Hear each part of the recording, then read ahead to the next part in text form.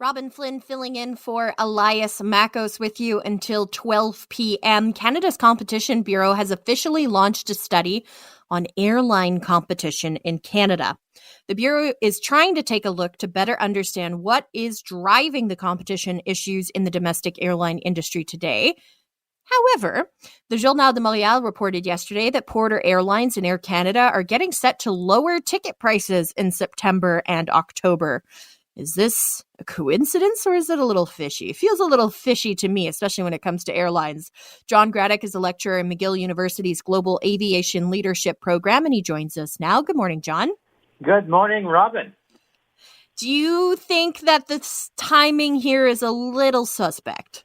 I think so. I think that, it's interesting to see that all of a sudden everybody's paying attention to competitive nature of the aviation business, and they're trying to be much more proactive in launching sales and stuff. So, Air Canada had an announcement last week that they were losing money in the second quarter. Didn't say how much. It was unaudited, and that's a surprising statement they make like 2 weeks before they release the results, which is next Wednesday. So that was kind of surprising. They were kind of conditioning the marketplace to a loss situation.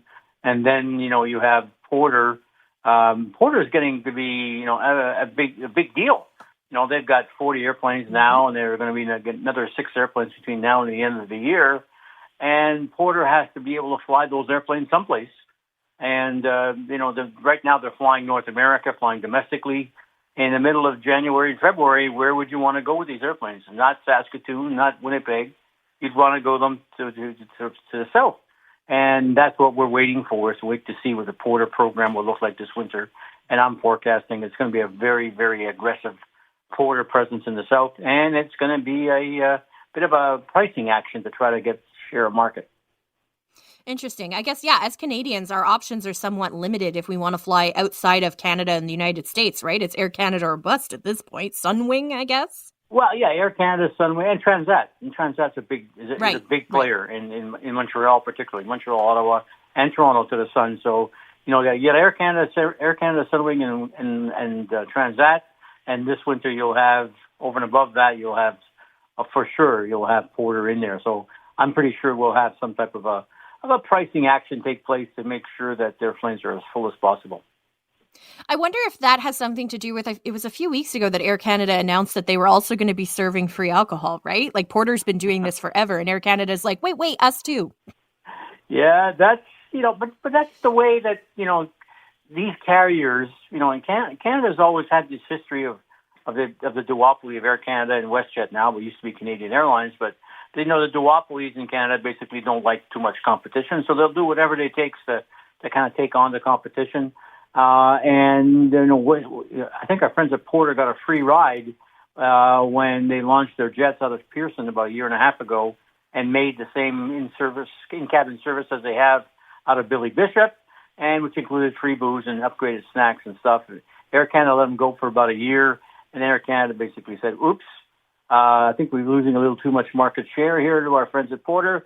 So let's match them, but let's give them a chance to back off, because they've said we're going to match you for free booze and upgraded snacks until December 31st of this year, not beyond."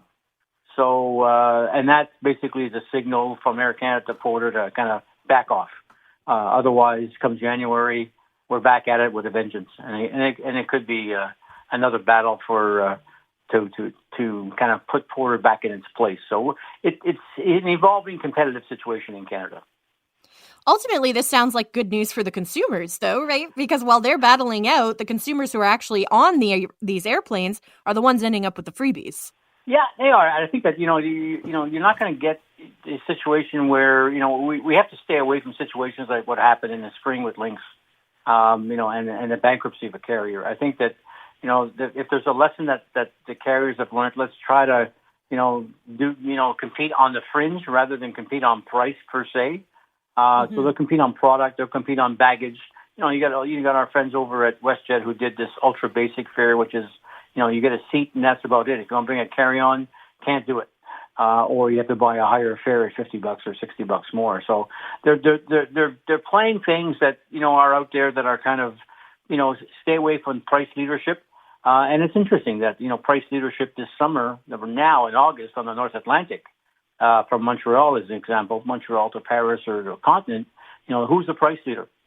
Air Canada. Not traditionally it has been WestJet, but this summer they got too much capacity on the North Atlantic, and now they're trying to scramble to fill all that capacity, and they've dropped the price. So, it's an interesting evolution of the business and how business works, but I think that, carriers are still trying to figure out what is it that should be the optimal price level they should be having in order for them to survive the downturn in the economy and the lessening of demand on air travel. In conversation with John Gradek, lecturer in McGill University's Global Aviation Leadership Program, you touched on a key word there, John: baggage. Now, when I hear stories like Porter Airlines and Air Canada are getting set to lower their ticket prices, I'm like, okay, whatever. I just want to be able to check a bag. I feel like I've been looking because I'm planning a trip to Nova Scotia, which isn't that far, but Nova Scotia this fall.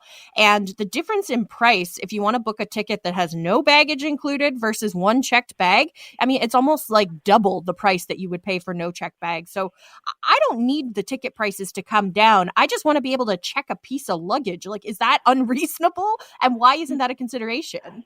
Well, it's the evolution of the low-cost carrier model that's happening. I think that, if you've flown in Europe and you've gone on EasyJet or you've gone on Ryanair or even in the U.S. on Spirit or Allegiant, you just get a seat. And if you want anything else but that seat, you pay for it. And the carriers have said, you as a passenger, when you book your seat, when you book your flight, we're giving you choices. And each of those choices is going to cost you money.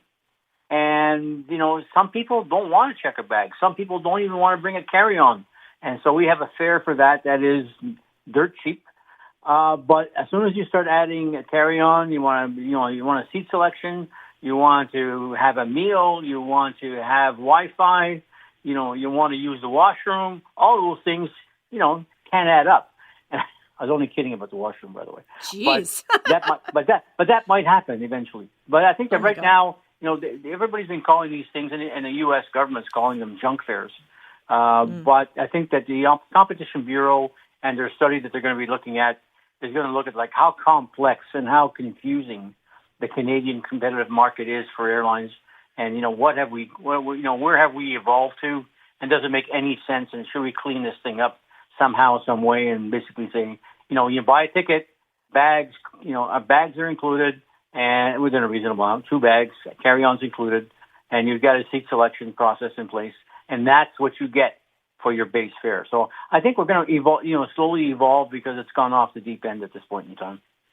Absolutely. I used to be someone who never checked a bag because I was always afraid of the airline losing my luggage. So I would just stick with carry-on and pack really light. But I feel like even the size of allowable carry-on has changed. I've had the same suitcase for like 20 years and it doesn't fit in every single airline's little, they have the sizer right at the gate where you have to check and make sure that your suitcase fits. I feel like those little sizers are getting smaller and smaller. Is it just me?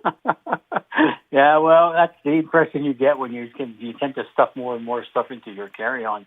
Yeah, but, I think that, if you happen to be the last 15 or 20 people on board the airplane and you've got a carry-on, good luck, because the carry-on space is pretty well full. And they're going to ask you to check that bag. So you got to be really careful. The airlines have really got to come down hard, in my opinion, on trying to, on doing a sizing thing, because if everybody brings a carry-on, which everybody is doing now, they've all got to be able to fit into the overhead bins. And if you got 180 people on an airplane, like a 737, there's no room for all 180 people. 180 people carrying, a size-limited carry-on. You won't be able to fit them all in the airplane. So somehow, some way, the airlines have got to figure out a way of making sure that you have a standard size, and that everybody knows what the standard size is. And if you're over the standard, no matter what, a centimeter or 2 over the standard, your bag is going to get checked. And I think that's the game the airlines will have to start playing. John Gradek is lecturer in McGill University's Global Aviation Leadership Program. Thank you so much for your time today, John. Really appreciate it. My pleasure, Robyn. Have a great day.